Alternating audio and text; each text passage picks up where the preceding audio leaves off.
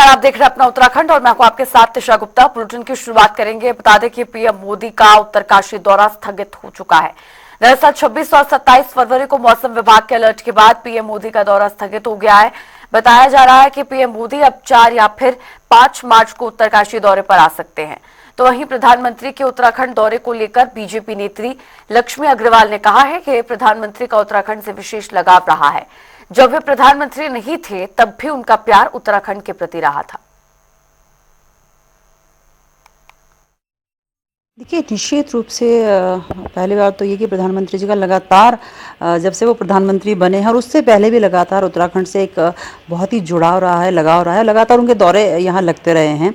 जहाँ तक अब इस शीतकालीन यात्रा को प्रमोट करने के लिए, उसको शुरू करने के लिए प्रधानमंत्री जी यहाँ आ रहे हैं। निश्चित रूप से ये एक बहुत अच्छी पहल और अच्छी शुरुआत है कि यहाँ के जो उत्तराखंड के वासी हैं, यहाँ के पर्यटन को लेके, यहाँ के रोज़गार को लेके, यहाँ व्यापार को लेके जो लोकल वो है, तो कहीं ना कहीं उसका एक बहुत बड़ा बदलाव इससे देखने को मिलेगा। क्योंकि इससे पहले भी जहाँ जहाँ भी प्रधानमंत्री नरेंद्र मोदी जी गए हैं, आपने देखा होगा कि आदि कैलाश जब वो गए तो उसके बाद वहाँ पे लोगों के ध्यान का केंद्र बना हो। तो निश्चित रूप से जब देश के प्रधानमंत्री जी हमारे उत्तराखंड में और हरसिल में आएंगे तो निश्चित रूप से वहाँ के लोगों का रोजगार बढ़ेगा, व्यापार बढ़ेगा। हमारी शीतकालीन यात्रा जो है पूरे विश्व भर में, अभी तक तो सबको पता था कि 4 धाम यात्रा है, शीतकालीन यात्रा शुरुआत हो गई, तो विश्व भर में एक अलग पहचान बनाने का काम इस उत्तराखंड से होगा।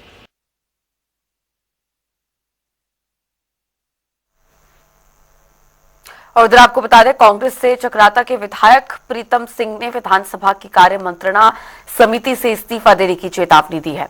उन्होंने कहा कि जब तक संसदीय कार्य मंत्री प्रेमचंद अग्रवाल संसदीय कार्य मंत्री के पद पर रहेंगे तब तक वे कार्य मंत्रणा की बैठक में नहीं जाएंगे। इस पर जानकारी देते हुए डॉक्टर प्रतिमा सिंह ने कहा कि पूर्व प्रदेश अध्यक्ष प्रीतम सिंह ने बिल्कुल ठीक कहा है। जिस तरह से संसदीय कार्य मंत्री प्रेमचंद अग्रवाल ने सदन के अंदर अभद्र भाषा का प्रयोग किया, वे संसदीय कार्य मंत्री के पद पर रहने लायक नहीं हैं। देखिए, बिल्कुल, और मुझे लगता है प्रीतम सिंह जी की बात से जो है सभी लोग सहमत होंगे, क्योंकि सदन की एक मर्यादा होती है और सदन की अपनी एक गरिमा होती है। उस गरिमा का उल्लंघन किसी को भी नहीं करना चाहिए।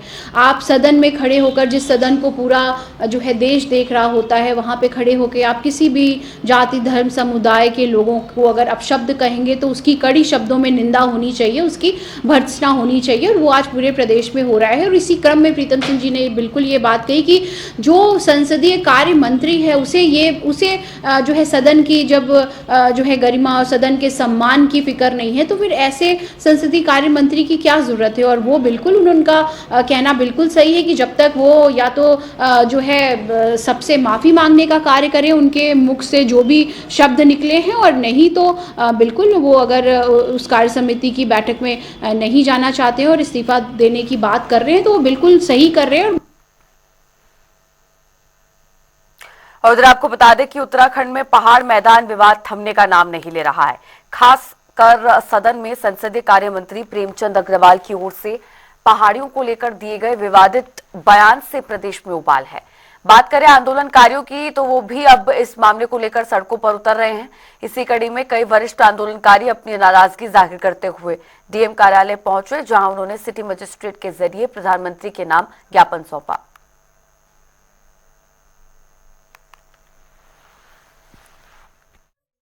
क्योंकि आज हमारा कई दिनों से आप देख रहे होंगे कि पूरे उत्तराखंड में एक उबाल आ रखा है, बवाल आ रखा है। जैसे कि 1994 में था, वही दौर शुरू होने वाला है।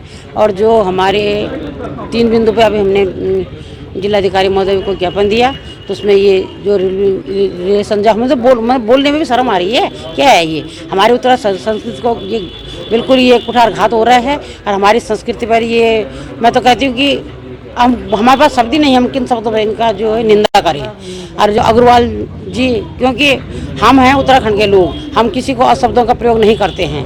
हमेशा हम तरीके से उनको सम्मान भी करते हैं, लेकिन फिर भी हम उनको, अगर हमने उनको गाली दे दी अभी बराबर हो गए।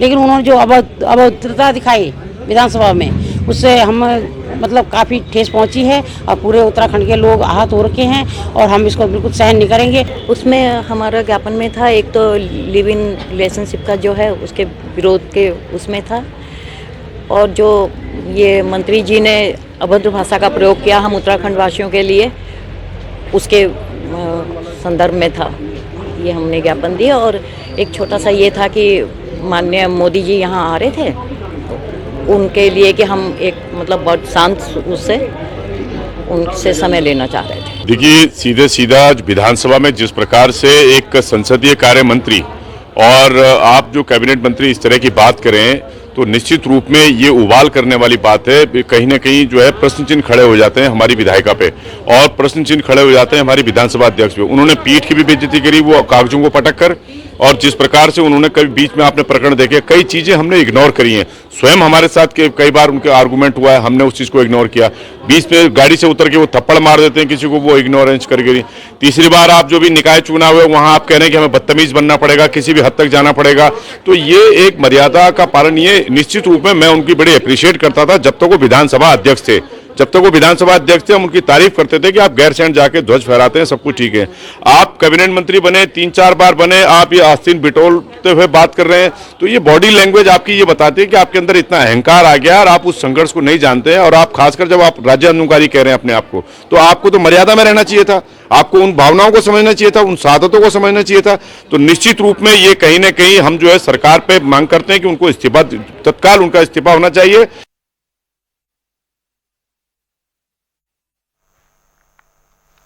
और उत्तराखंड में स्मार्ट मीटर को लेकर लगातार विरोध जारी है। एक ओर जहां सरकार इसको आम जनता के हित के लिए बता रही है, तो वहीं तमाम लोग इसे सरकार की ओर से पूंजीपतियों को लाभ पहुंचाने वाली नीति बता रहे हैं। तो वहीं इस पर प्रमुख सचिव ऊर्जा डॉक्टर आर मीनाक्षी सुंदरम ने स्पष्टीकरण दिया है। उन्होंने कहा है कि स्मार्ट मीटर लगने से बिजली उपभोक्ताओं की रीडिंग या बिलिंग संबंधित शिकायतों में अप्रत्याशित तरीके से कमी आएगी। माननीय मुख्यमंत्री जी ने ये कहा था कि सभी मंत्रीगण, सभी विधायकगण, सभी अधिकारीगण, सबके सरकारी आवास के साथ साथ उनकी जिनकी भी निजी आवास है, निजी आवास में भी लगाया जाए। तो ये हम लोग लगाना शुरू कर चुके हैं और इसके समय समय पर प्रेस नोट भी देने के लिए मैंने एमडी यूपीसीएल को कहा है, तो यूपीसीएल उसको तत्परता से काम कर रहा है। सर, एक सवाल और है इस मीटर को लेकर के। कुछ विपक्षी दलों का कहना है कि 1 साल पहले तक ही इलेक्ट्रॉनिक मीटर लगाए गए, अब उसके बाद इन मीटर को लगाने की क्या आवश्यकता आन पड़ी है? देखिए, ये भारत सरकार का प्रोग्राम है, राष्ट्रीय कार्यक्रम है। इसमें हिंदुस्तान के सारे स्टेट सम्मिलित हैं, केवल उत्तराखंड नहीं है। ये पूरे भारतवर्ष में हो रहे हैं और इसलिए इसको इस एंगल से समझना चाहिए, ये मैं अनुरोध करता हूँ। और इधर आपको बता दें, डीबीएस पीजी कॉलेज में स्टूडेंट्स अब श्रीमद् भागवत गीता का ज्ञान ले सकेंगे। दरअसल कॉलेज में श्रीमद् भागवत गीता का सर्टिफिकेट कोर्स शुरू किया जाएगा। इसके लिए कॉलेज के भारतीय ज्ञान परंपरा प्रकोष्ठ और institute of science and spirituality के बीच करार हुआ है। इस अनुबंध के तहत दोनों संस्थान अकादमिक और शोध क्षेत्र में संयुक्त रूप से कार्य करेंगे। बिल्कुल, एग्जामिनेशन भी इंडियन नॉलेज सिस्टम का एग्जामिनेशन हो रहे हैं, इंटरनल एग्जामिनेशन, एक्सटर्नल एग्जामिनेशन, दूसरे जो पेपर मैंने बताया उसका भी एग्जामिनेशन हो रहे हैं। और हमने जो अभी एमओयू करा है, ये अलग से बच्चा ये कोर्स ले सकता है और उसमें ये सर्टिफिकेट एक कोर्स है जिसमें पूरा कोर्स पढ़ाया जाएगा और उसके साथ साथ बच्चों को एक एग्जामिनेशन भी देना पड़ेगा और सर्टिफिकेट प्रोग्राम है ये। सरकार स्वच्छता सर्वेक्षण 2025 की तैयारी जोरों पर है, जिसके लिए प्रशिक्षण कार्यक्रम आयोजित किए जा रहे हैं। तो वहीं देहरादून नगर निगम भी इसकी तैयारियों में जुट चुका है। इस पर जानकारी देते हुए नगर आयुक्त ने कहा है कि लोगों के लिए टोल फ्री नंबर भी जारी किया गया है, जिस पर लोग कॉल करके शहर में कहीं भी दिख रही गंदगी की शिकायत कर सकते हैं। जो भारत सरकार के द्वारा ये स्वच्छ सर्वेक्षण किया जाता है, ये अपने आप में एक बहुत बड़ा क्लीनलीनेस सर्वे है। It's the largest cleanliness survey of the world and इसमें दून नगर निगम की जो भी अब तक परफॉर्मेंस रही है उसे न सिर्फ बरकरार रखते हुए प्रयास यही किया जाएगा कि इसमें बहुत अधिक सुधार हम ला सकें। और इसके लिए वृहद स्तर पर प्रयास भी किए जा रहे हैं। जो विभिन्न मानक है सर्वेक्षण के, उनको ध्यान में रखते हुए स्ट्रैटेजी बनाई गई है। प्रयास किया जा रहा है कि ज़्यादा से ज़्यादा पब्लिक को इसमें जोड़ा जा सके, जन भागीदारी को ध्यान में रखते हुए। जैसे कि अब पोर्टल भी हो गया है खुल गया है फॉर सिटीजन फीडबैक, और उसका लिंक और QR कोड अब उपलब्ध करा दिया गया है। This is the QR code, और इसका लिंक भी है जिसमें कि जाकर के पब्लिक अपना फीडबैक दे सकती है। तो प्रयास यही है कि जो विभिन्न इसके मानक हैं, जैसे कि सोर्स सेग्रीगेशन है, सॉलिड वेस्ट मैनेजमेंट है, इसके अलावा जो विभिन्न स्टेक होल्डर्स होते हैं, जैसे कि हमारे स्कूल लेवल असेसमेंट के इस बार काफ़ी अधिक मार्क्स हैं, जो IEC कैंपेन्स किए जाते हैं, जन जागरूकता अभियान चलाए जाते हैं, तो एडवोकेसी फॉर स्वच्छता के कॉन्शियसनेस को लेकर भी काफ़ी इस बार वेटेज ज़्यादा है। तो इन सभी को ध्यान में रखते हुए स्ट्रैटेजी बनाई गई है, और सभी से अपील है कि इसमें अपने अपने स्तर पर कृपया सहयोग करें और अपनी जिम्मेदारी को निभाते हुए सभी के लिए प्रेरणा का भी एक स्रोत आप बने। और विकास की नई ऊंचाइयों को छू रहा भारत आज तेजी से उभरती अर्थव्यवस्थाओं में शामिल हो रहा है, और देश की इस यात्रा में अहम भूमिका निभा रहा है अपना उत्तराखंड तेजी से विकसित हो रहा और अर्थव्यवस्था का केंद्र बन रहा है। यहाँ रोजगार के क्षेत्र में भी काफी संभावनाएं नजर आ रही हैं। देखिए इसी पर एक खास रिपोर्ट।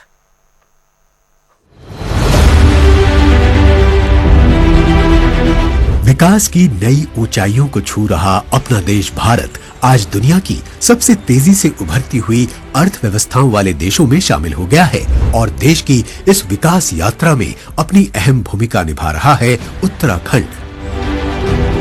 अपनी आध्यात्मिकता, प्राकृतिक खूबसूरती और पवित्र नदियों के लिए जाने जाने वाला ये राज्य अब एक तेजी से विकसित हो रही अर्थव्यवस्था का केंद्र बन चुका है। उत्तराखंड अब एक बड़े औद्योगिक हब के रूप में उभर रहा है। ऑटोमोबाइल, फार्मास्यूटिकल्स, कृषि, IT, पर्यटन और शिक्षा जैसे क्षेत्रों में यहाँ लगातार नए कीर्तिमान स्थापित हो रहे हैं, जिससे राज्य में निवेश का सिलसिला तेजी से बढ़ रहा है। राज्य की आर्थिक वृद्धि 2.87 लाख करोड़ रुपए तक पहुंच चुकी है, और प्रति व्यक्ति आय 2.61 लाख रुपए है, जो राज्य की प्रगति को दर्शाता है। उत्तराखंड ने निवेशकों के लिए आसान और पारदर्शी प्रक्रियाएं लागू की हैं, जिससे ये निवेशकों के लिए एक आदर्श गंतव्य बन गया है। दिल्ली NCR से केवल 2.5 घंटे की दूरी भी इस राज्य को और भी खास बनाती है। अगर बात की जाए उत्तराखंड के औद्योगिक विकास की, तो पिछले 2 दशकों में लगातार ये गति पकड़ चुका है। ये राज्य मैन्युफैक्चरिंग सेक्टर में रोजगार के अवसरों में लगातार बढ़ोतरी कर रहा है। यहाँ 10,000 एकड़ से अधिक औद्योगिक भूमि उपलब्ध है। उत्तराखंड ने ऑटोमोबाइल क्षेत्र में एक महत्वपूर्ण स्थान बना लिया है। हरिद्वार में स्थित हीरो मोटर्स का विश्व का सबसे बड़ा 2 व्हीलर मैन्युफैक्चरिंग प्लांट इस राज्य की उपलब्धियों का एक प्रमुख उदाहरण है। इसके साथ ही उत्तराखंड भारत के कुल ऑटो पार्ट्स उत्पादन का 10% से अधिक योगदान दे रहा है। फार्मास्यूटिकल्स के क्षेत्र में भी राज्य नए आयाम स्थापित कर रहा है। राज्य देश भर में जेनेरिक दवाओं के 22% उत्पादन में हिस्सा लेता है, और यहाँ 370 से अधिक निर्माण और सपोर्टिंग यूनिट्स कार्यरत हैं। उत्तराखंड की उपजाऊ भूमि और ठंडी जलवायु इस उद्योग के लिए आदर्श स्थान है। सरकार की जो नीति है उसके कारण जो सब्सिडीज मिली थी, जो छूट मिली थी, उसके कारण यहाँ बहुत सबसे ज़्यादा इंडस्ट्रीज फार्मा की आई थी। और आज की डेट में मुझे ये कहते हुए गर्व होता है कि सबसे ज़्यादा एक्सपोर्ट और सबसे ज़्यादा दवाइयों का निर्माण जो है उत्तराखंड में हो रहा है। राज्य का कृषि क्षेत्र में भी निरंतर विकास हो रहा है। यहाँ 4 प्रमुख कृषि जलवायु क्षेत्र हैं, जहाँ विभिन्न फसलों की खेती होती है। राज्य के ऑर्गेनिक प्रोडक्ट्स की मांग देश और विदेशों में तेजी से बढ़ रही है। उत्तराखंड का ठंडा मौसम, सुरक्षित वातावरण और प्राकृतिक संसाधन इसे डेटा सेंटर और IT कंपनियों के लिए एक आदर्श स्थान बनाते हैं। राज्य की IT नीति में उभरती तकनीकों को बढ़ावा देने के लिए विशेष प्रोत्साहन दिए गए हैं। IT निर्यात में 13% वार्षिक औसत की वृद्धि ने ये साबित कर दिया है कि उत्तराखंड तकनीकी विकास के क्षेत्र में तेजी से आगे बढ़ रहा है। देख रहा हूँ वो सारे इंग्रेडिएंट्स तो चाहिए for Dehradun to become an IT hub, वो सारी चीज़ें यहाँ पर मौजूद हैं। you are getting the right infrastructure, you have the right connectivity, you have the right talent pool, and you have the right resources, and foremost, the willingness of the government to make it a IT hub is there. Uttarakhand सरकार छोटे और मध्यम लघु उद्योगों MSMEs को बढ़ावा देने के लिए विशेष योजनाएं चला रही है। इन उद्योगों के लिए सस्ते कर्ज, तकनीकी प्रशिक्षण और निर्यात प्रोत्साहन जैसी सुविधाएं उपलब्ध कराई जा रही हैं। राज्य में ऐसे कई छोटे उद्योगपति हैं जिन्होंने सरकार की नीतियों से लाभ उठाया है।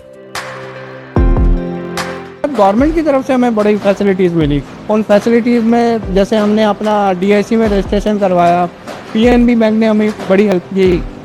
गवर्नमेंट की बड़ी फैसिलिटीज़ होने की वजह से हमें कभी कोई प्रॉब्लम नहीं आई। जो हमारे छोटे निवेशक होते हैं जो कि 50 करोड़ से कम का इन्वेस्टमेंट करते हैं, जो कि जिन्हें हम MSME कंसिडर करते हैं, micro small and medium enterprises इन्हें कहा जाता है, उनके लिए हमने 2023 में MSME पॉलिसी लाई। अब इस पॉलिसी के अंतर्गत उन्हें 8 अलग अलग तरह की सब्सिडीज मिलती है। उन्हें इंटरेस्ट पे भी सब्सिडी है, कैपिटल सब्सिडी है, इलेक्ट्रिसिटी ड्यूटी पे एग्जेम्पशन है और भी अनेक तरीके की सब्सिडीज उनको मिलती है। निवेशकों के लिए उत्तराखंड ने सिंगल विंडो सिस्टम लागू किया है, जहां सभी आवश्यक मंजूरियां एक ही प्लेटफॉर्म पर मिल जाती हैं। इसके साथ ही डेडिकेटेड इन्वेस्टमेंट सेंटर का गठन किया गया है, जो निवेशकों को प्रोजेक्ट के हर चरण में मदद करता है। ये प्रक्रिया निवेश को न केवल तेज बल्कि बेहद आसान बना देती है। उत्तराखंड में निवेश को और अधिक बढ़ावा देने के लिए वर्ष 2023 में उत्तराखंड इन्वेस्टर समिट का आयोजन किया गया था, जहां देश विदेश से आए निवेशकों ने भाग लिया। यहाँ सरकार की योजनाओं और नीतियों को प्रस्तुत किया गया, जिससे राज्य को आर्थिक रूप से मजबूत बनाने के लिए रास्ते खुल सके। एक निवेशक को अच्छा बिजनेस एटमॉस्फेयर, अच्छी कानून व्यवस्था, इन्वेस्टमेंट फ्रेंडली नीतियां और बेहतर कनेक्टिविटी तो चाहिए ही, साथ में सबसे महत्वपूर्ण अच्छा स्वास्थ्य और अच्छी आबो हवा भी है। और हमारा राज्य आपके इन्वेस्टमेंट के सारे मापदंडों को पूरा करता है।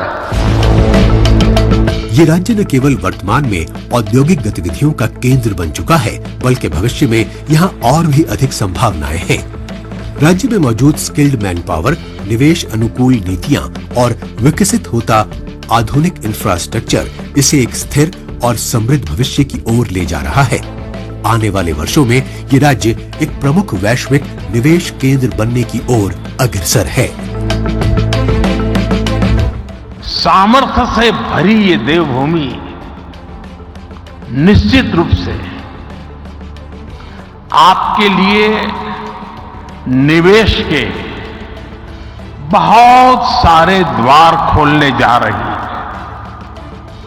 आज भारत विकास भी और विरासत भी जिस मंत्र के साथ आगे बढ़ रहा है, उत्तराखंड उसका प्रखर उदाहरण है। उत्तराखंड का ये निरंतर विकास यहाँ की नीतियों और सरकार की ठोस योजनाओं से पूरी तरह से जुड़ा हुआ है, जो इसे देश के सबसे आदर्श और निवेश के लिए आकर्षक राज्यों में से एक बना रहे हैं।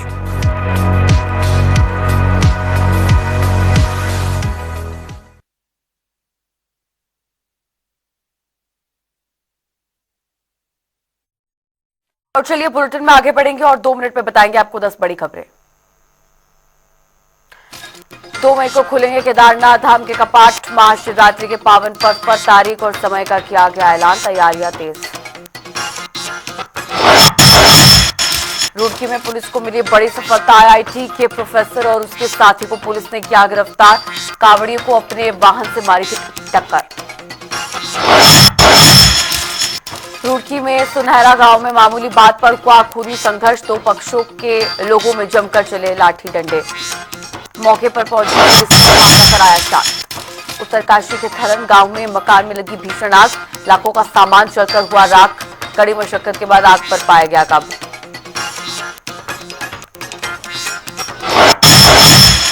हरिद्वार में हर की पौड़ी के पास दुकान में लगी भीषण आग, आसपास के लोगों में मचा अफरा तफरी का माहौल। कड़ी मशक्कत के बाद आग पर पाया गया काबू। हल्द्वानी में लगातार हो रही सड़क हादसों में बढ़ोतरी, डंपर और बाइक की जोरदार टक्कर, हादसे में 2 लोग गंभीर रूप से घायल। बागेश्वर में खनन कारोबारियों के हौसले बुलंद, उच्च हिमालयी क्षेत्रों को बना रहे अपना निशाना, सरकारी नियमों की उड़ा रहे धज्जियां। रुड़की में पुलिस को मिली बड़ी सफलता, हत्याकांड में शामिल 3 बदमाशों को किया गिरफ्तार, पुलिस ने पूरे मामले का किया खुलासा। हरिद्वार में अवैध खनन का सिलसिला लगातार जारी, आधा दर्जन से ज्यादा लगे स्टोन क्रशर, धड़ल्ले से कर रहे अवैध खनन, प्रशासन की कार्यशैली पर उठे सवाल। खटीमा में वन कर्मियों का धरना लगातार जारी, 4 सूत्रीय मांगों को लेकर 8वें दिन भी धरना स्थल पर डटे रहे लोग।